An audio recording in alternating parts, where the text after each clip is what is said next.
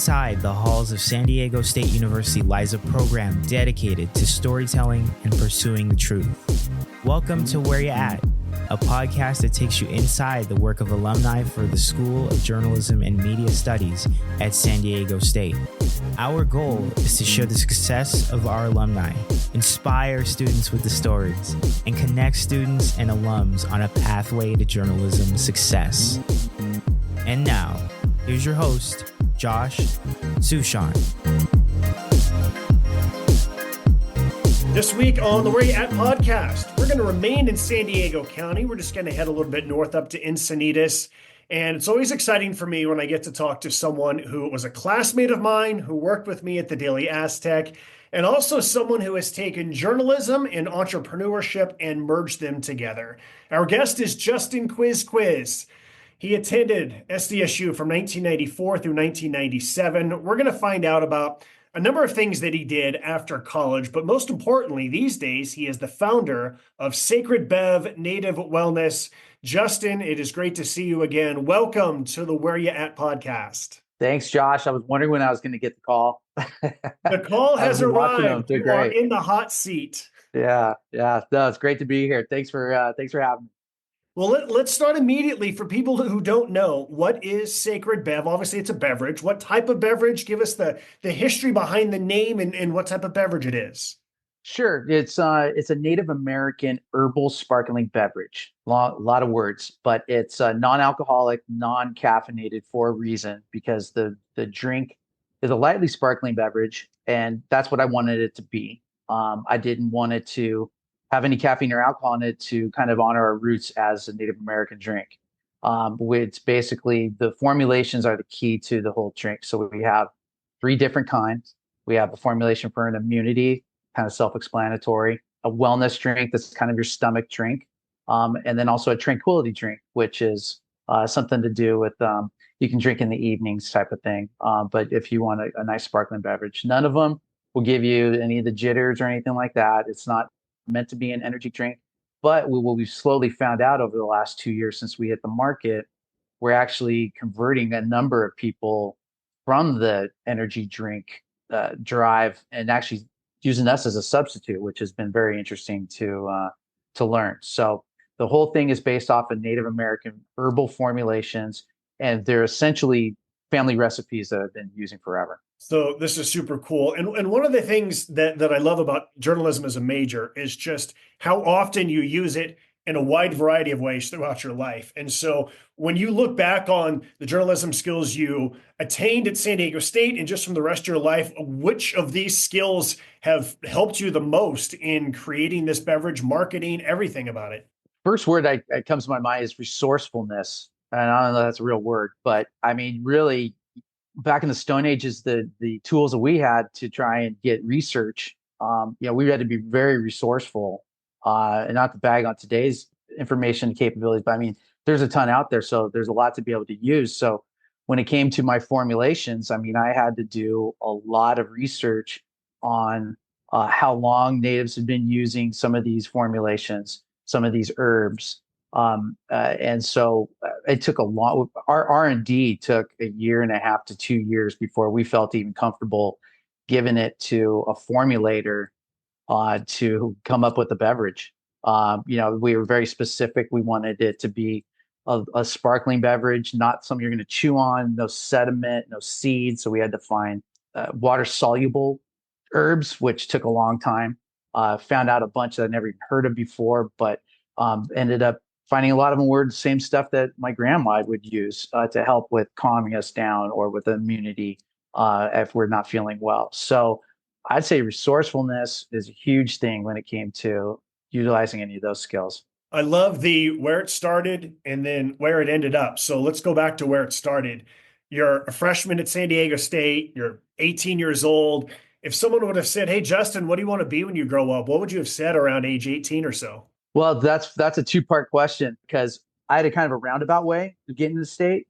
So I didn't get there right away. I went to Santa Barbara City College, Long Beach State, and then made it to San Diego State. Always eventually wanted to make San Diego State because when I look back on it, because I grew up in San Diego, huge Aztec fan from day one. But 18, I did have wondering what I was going to do. And that was part of my journey. It was finding out what I wanted to do by going somewhere else. But would have I ever thought it came to something like this?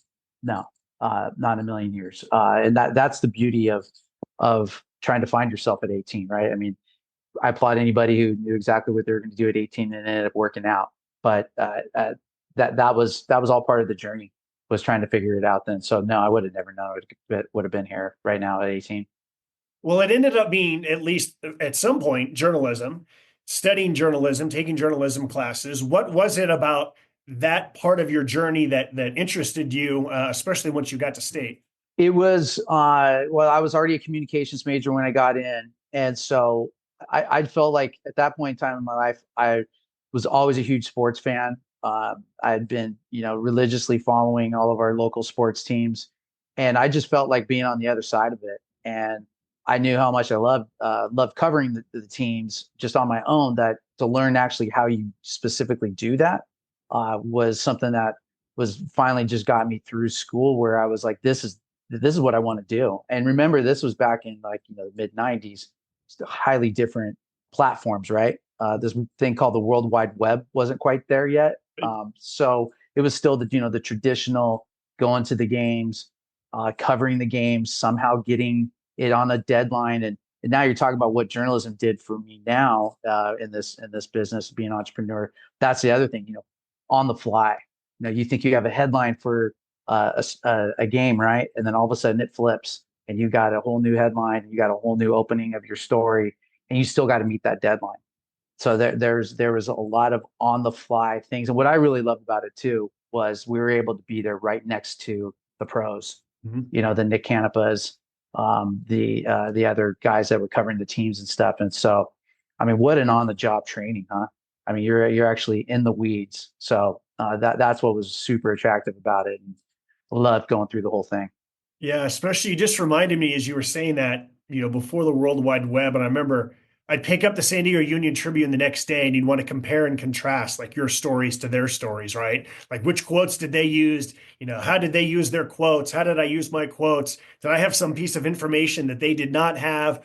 Oh man, how did he learn that? I didn't know that. And so it just became such this ultimate on the fly. You're writing your stories for the Daily Aztec, and then you're immediately comparing yourself the next morning to what somebody else did. Right, right. And who else gets to do that? Mm-hmm. I mean, you really to learn a profession, you don't really get to compare and contrast like that, and see real time, real life things of what you could next time you go out, you could see like, okay, maybe I should take that angle, right? But again, Nick Campa at that time was already probably 30 years into it, so yeah, it was a great time in my life to be able to do that. What else at San Diego State comes to mind, whether it's the Daily Aztec, whether it's a non-journalism classes, when people just ask you like, hey, Justin, or hey, Dad, what was it like going to SDSU in the 90s? What are the main things that come to mind? Oh gosh, I mean, the Daily Aztec was a huge thing. The last 2 years, especially, I got to be a sports editor there the last year, so spending a ton of time on campus. And so I guess it would be just kind of just having that campus feel. I mean, I still get it when I walk on now when I'm able to go up there. There's just a sense of calmness in a certain way. In certain areas over by like Hefner Hall. I think about times of like taking breaks between class or work and just being able to just kind of soak it in. And I guess it would just be because I didn't have the traditional college experience, but what it was is really the campus and the feel and just how everybody's motivated and just the overall feel of being on campus is really what I come back to. Is there a story that really stands out that you wrote, that you worked on, maybe even a series of stories or any kind of other journalism memories from your time at the Daily Aztec that really stick to mind that you'd like to share? Oh, right off the bat, I did a feature of Leroy Glover right after he got drafted.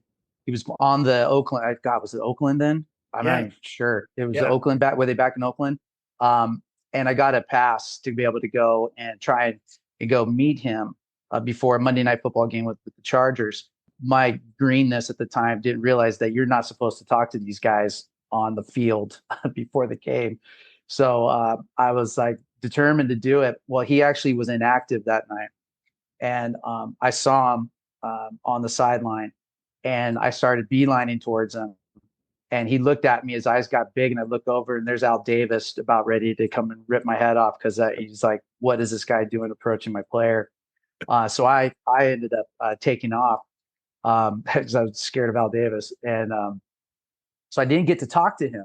But I'd done all this research on Leroy. I knew him from at Point Loma, growing up in San Diego. I knew all that, and his great career at SDSU.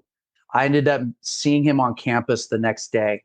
He was meeting a friend with that actually was in one of my classes. I forgot which class. I ended up talking to him. The guy was gracious. It was an awesome, but it was just by chance that I ended up talking because they were going to shelve the story, and I was super bummed. And I ended up having a great conversation with them, and I still have the article saved at home. So, and then that was before he took off and ended up being an all-pro and having an unreal career. So that's like probably my most fun story. Once again, resourceful, right? Right. On the field. Oh, there's the owner. All right. How else can I get this interview? Right. And so yeah, but ended up pulling that one off.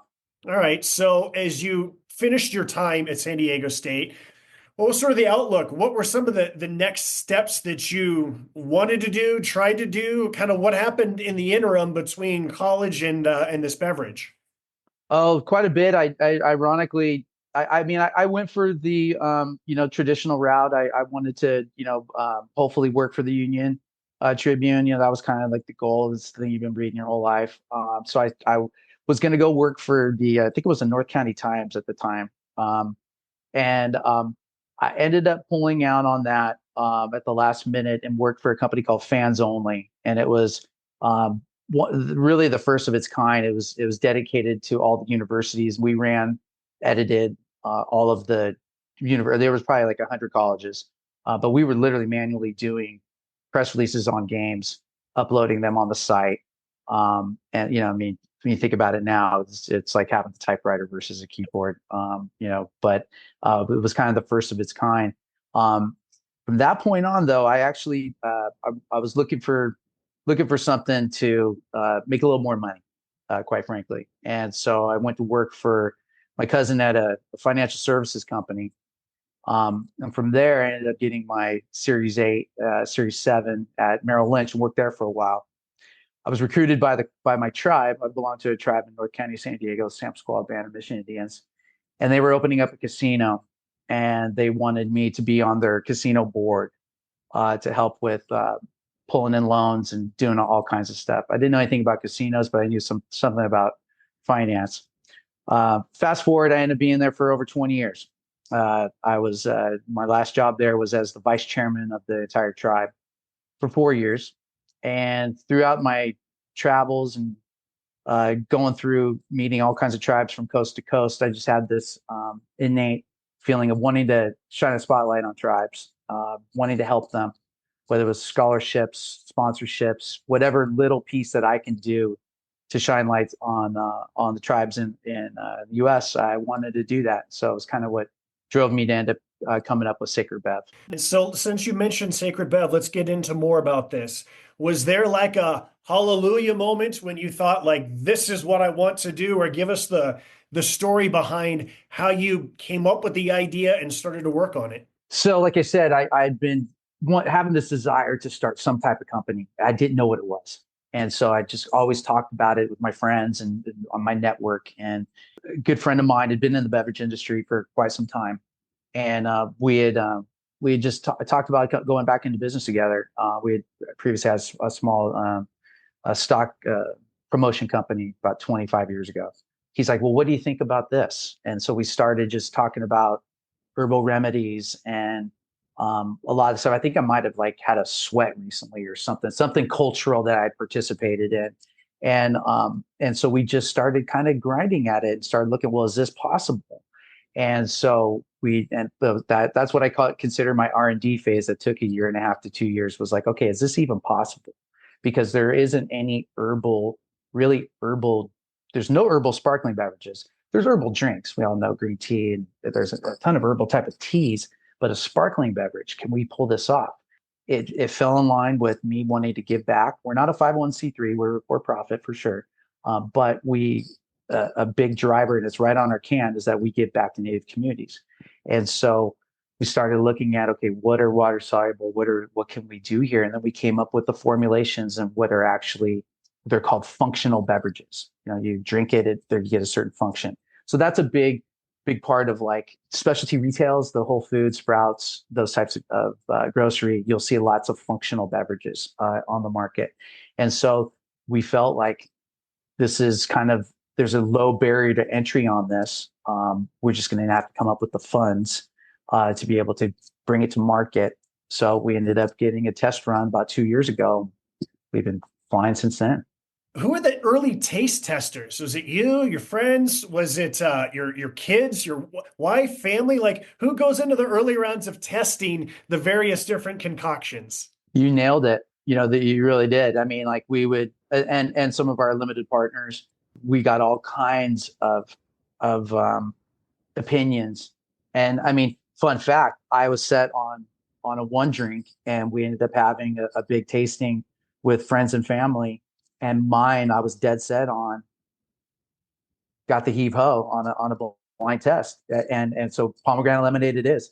And so you have to think about, okay, what's the general public gonna like, not what you like. So that was a humbling moment, and I'm thrilled we did it, because it's been such a popular drink, and we still have my favorite in the hopper, which will probably be here by the end of the year. So tell us more about this just family blind taste test. Was it like a huge room? Was it kind of informal, or how do you go about having people, are they filling out 1 through 5? Like, what do they like best, or like, tell us more. Oh yeah.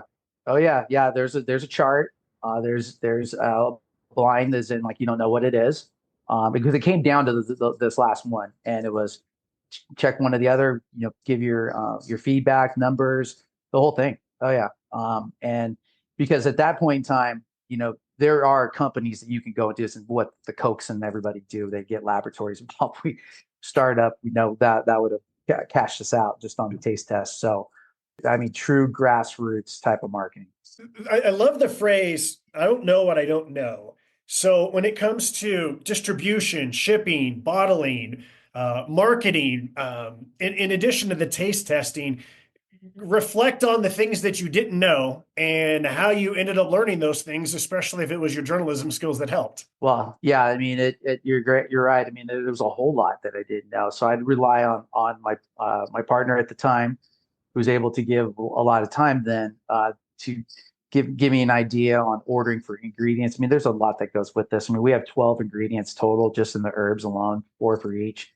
So you have all of a sudden there's lots of metrics you're dealing with. But as far as distribution and marketing, I mean, to be honest, a lot of it's been trial and error.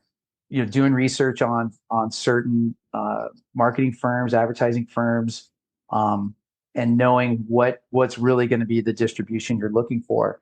And when it comes to distribution, it's harder than I ever thought it would be.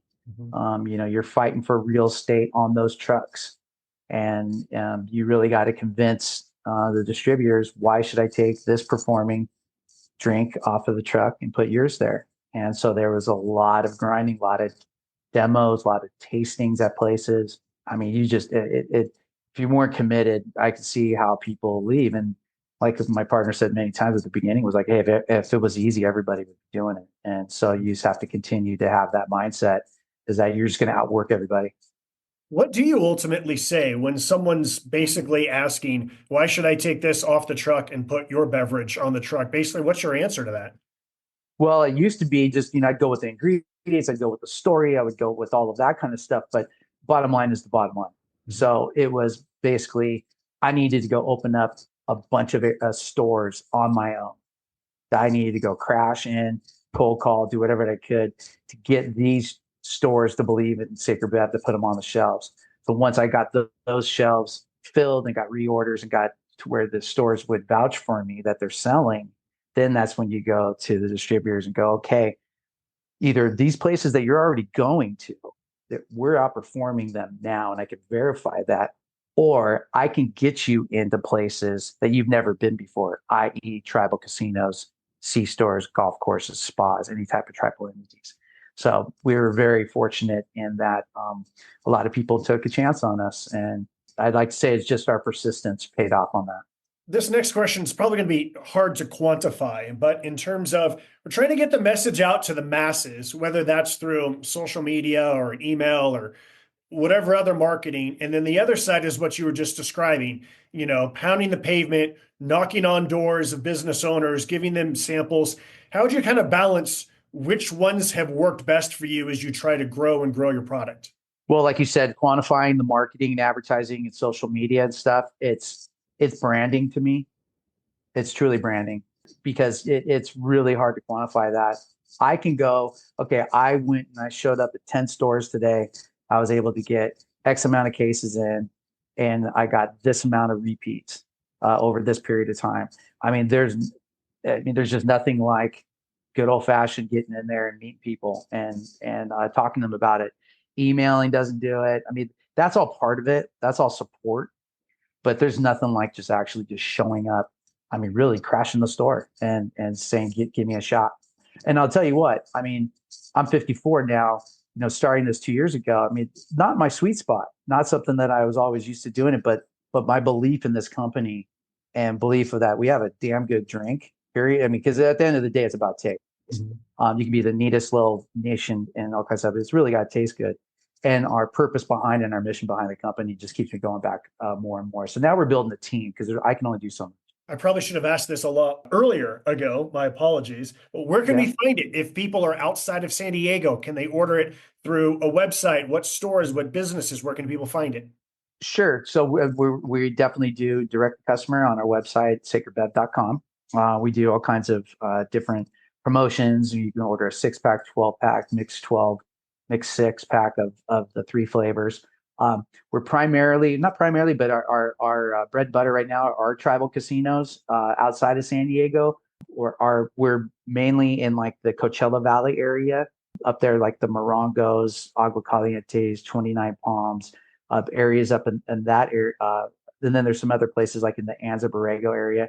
We're actually have been put into several places up in Washington now with a different distributor. We're at Seven Feathers Casino Resort in Oregon and Roseburg, Oregon. We're throughout the Central Valley in several casinos throughout that area. And the beauty of us being able to get into these 2 main distributors of ours is that they're actually introducing us to Chevron's, independent, other types of liquor stores, gas stations, gas marts, off reservation.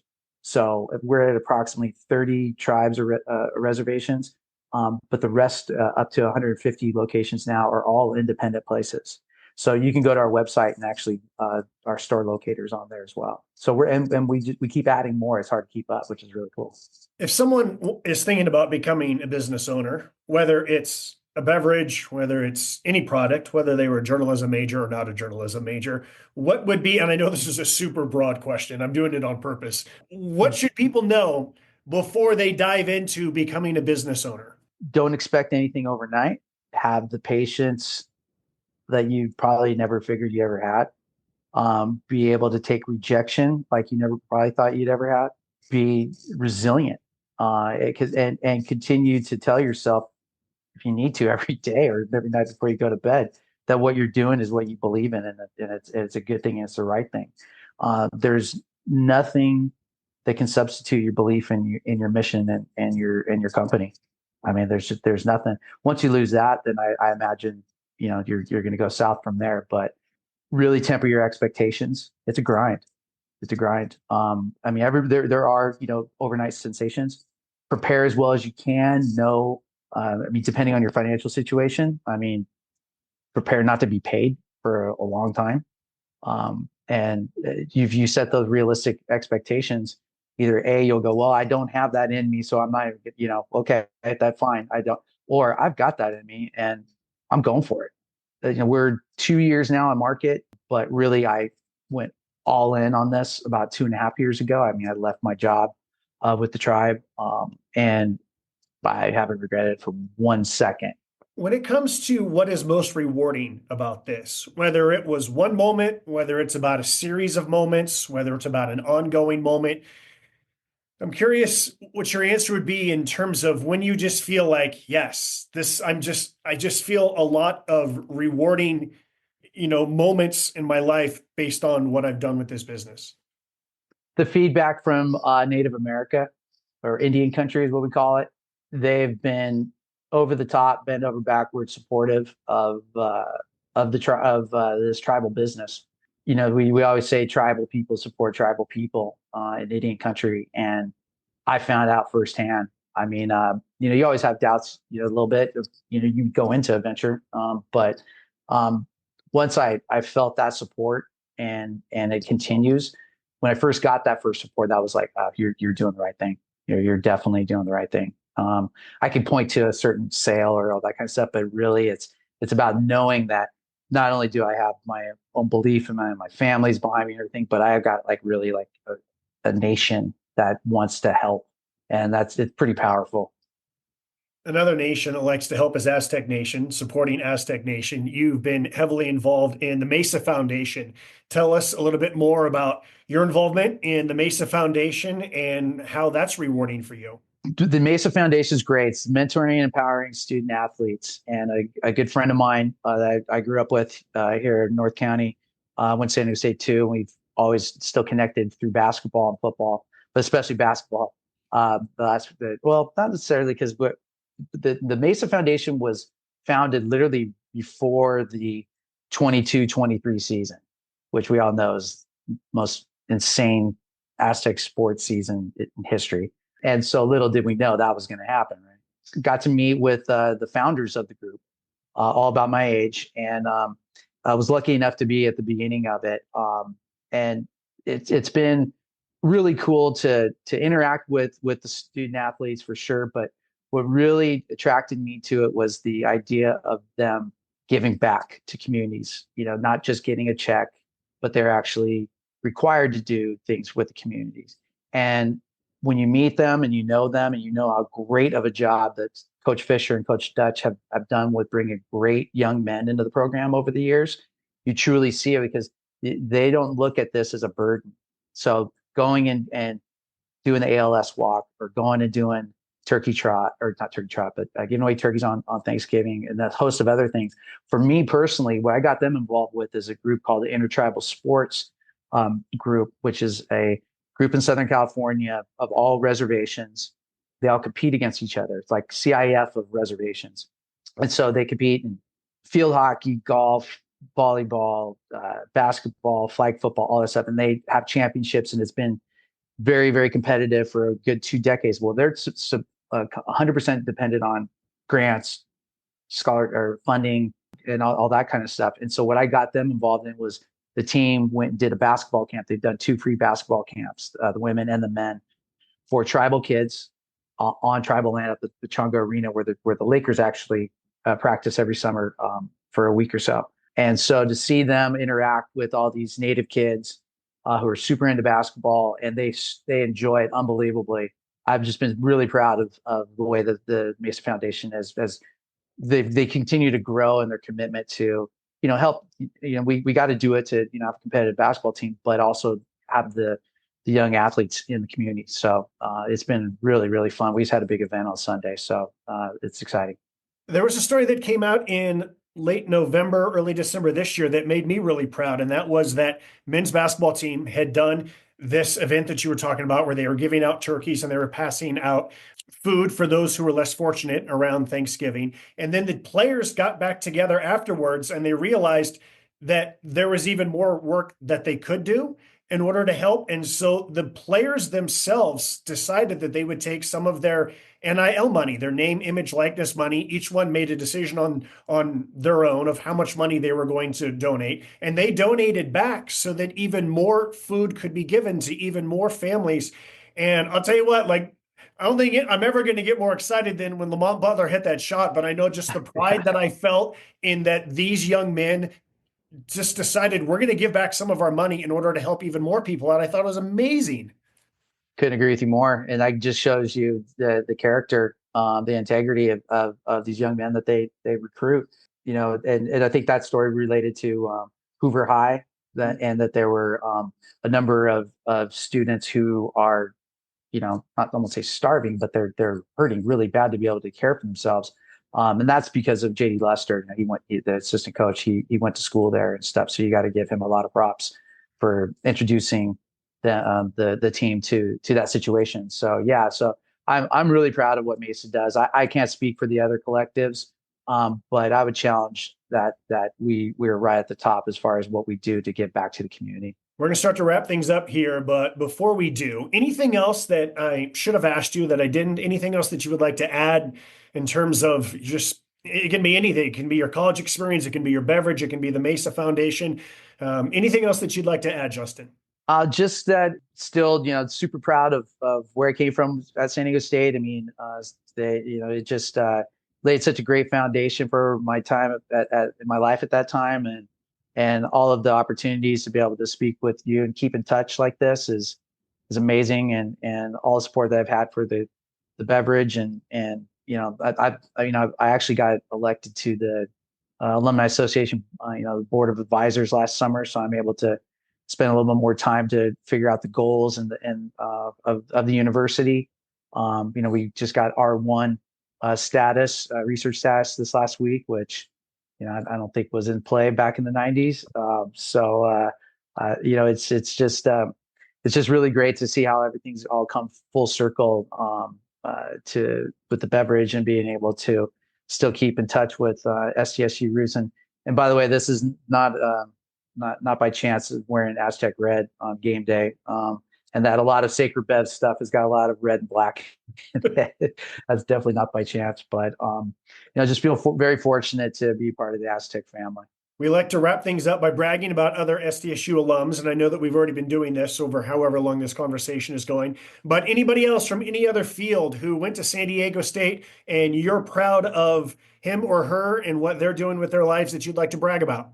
One of the guys is I call him my mentor, almost my mentor, but we're about the same age as Sam Brown. He was the recent president of the Alumni Association Board of Advisors, and he recruited me to want to be a part of the association when he leaves, and he's been the treasurer for the Viejas Band of Mission Indians. I know everyone knows what Viejas is, right? At the arena. He's somebody who's in tribal government for a long time, like I was, that I was able to learn a lot from. So I'd have to say, not so much the alums, but I'm just really proud of the university and the way that they've embraced the Native students at the school now with the Native Resource Center. A lot of Native kids who are coming from reservations have never been to areas like as big as university is. They have a place to be to help them with their transition and support. So I think I get more bragging on just the way that San Diego State's grown since I was there, and really proud of that. All right, Justin. Well, I'm proud of you for what you have accomplished and the way that you are giving back to San Diego State. This was super fun conversation, catching up with you. And thanks, Josh. Yeah, just continued on success. So you got to get some of it out here in New Mexico, so I don't have to order it through the mail. I will. We're moving. We're moving on that this spring, and then trust me, out Arizona and New Mexico, I've talked to a lot of people out that way, so you will see it soon. All right, we'll have to talk offline about some of the casinos that are out here in New Mexico. Well, once again, that is Justin Quis Quis. He is the founder of Sacred Bev Native Wellness. I'm Josh Suchon, your host for the Where You At podcast. Thank you for listening, and we will talk to you again next week. Thanks for listening to the Where You At podcast. This is Devin Watley from the class of 2021. Thanks to Martine Marine for creating the music you're hearing right now, and Alex Piscatelli for her work on the podcast name and artwork on social media. And a reminder to SDSU alums, we really want to know where you at. Tell us about your career. Get involved in the school. There's many ways you can do this, from donating your time or money, mentoring students, to even speaking in classrooms in person or on Zoom. Your work can help us grow the program and create more opportunities for our students to succeed. Again, thanks for listening. Subscribe to this podcast. Tell your friends. Recommend us a future guest. And go Aztecs.